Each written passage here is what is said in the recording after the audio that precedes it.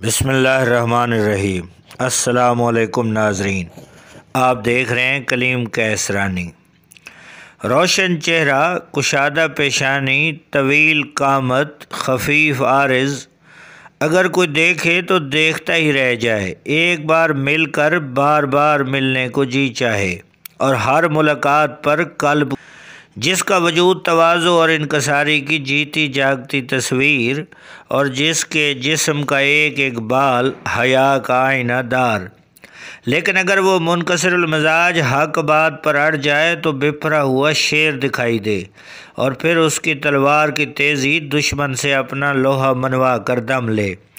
جی ہاں، ہم ذکر کر رہے ہیں امت محمدیہ کے عامر بن عبداللہ بن جراح فہری قریشی کا، جن کی کنیت ابو عبیدہ ہے۔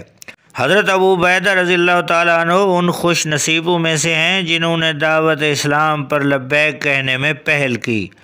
آپ حضرت ابو بکر صدیق کے اسلام لانے کے دوسرے دن حلقہ بگوش اسلام ہوئے، اور حضرت ابو بکر صدیق کے دست مبارک پر آپ نے اسلام قبول کیا، اور پھر عبد الرحمن بن عوف، عثمان بن مظعون اور ارقم بن ابی ارقم ایک ساتھ رسول اللہ صلی اللہ علیہ وسلم کی خدمت میں حاضر ہوئے اور آپ کے دست مبارک پر کلمہ حق کا اعلان کیا۔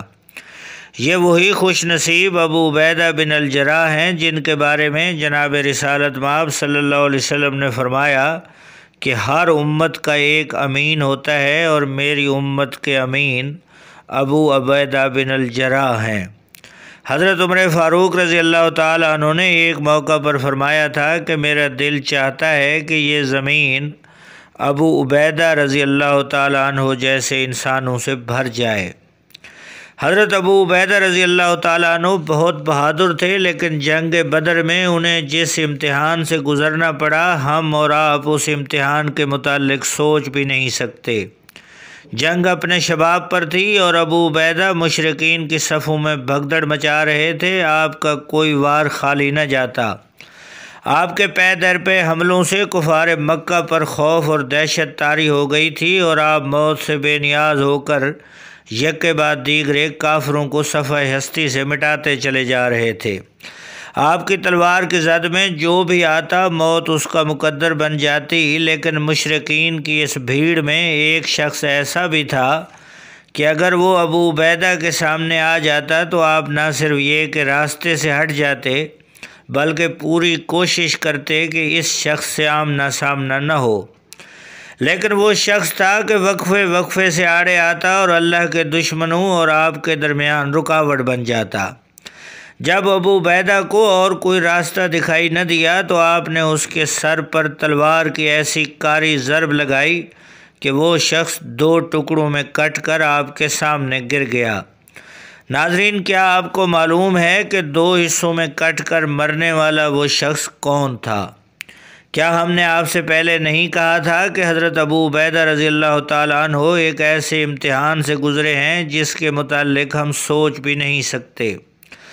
آپ کو شدید حیرانی ہوگی جب آپ کو یہ معلوم ہوگا کہ وہ شخص جو ابو عبیدہ بن الجراح کی تلوار سے کٹ کر گرا تھا کوئی اور نہیں بلکہ ابو عبیدہ کے والد عبداللہ بن جراح تھے، جو ابھی تک اسلام نہیں لائے تھے اور کفار مکہ کی طرف سے لڑ رہے تھے۔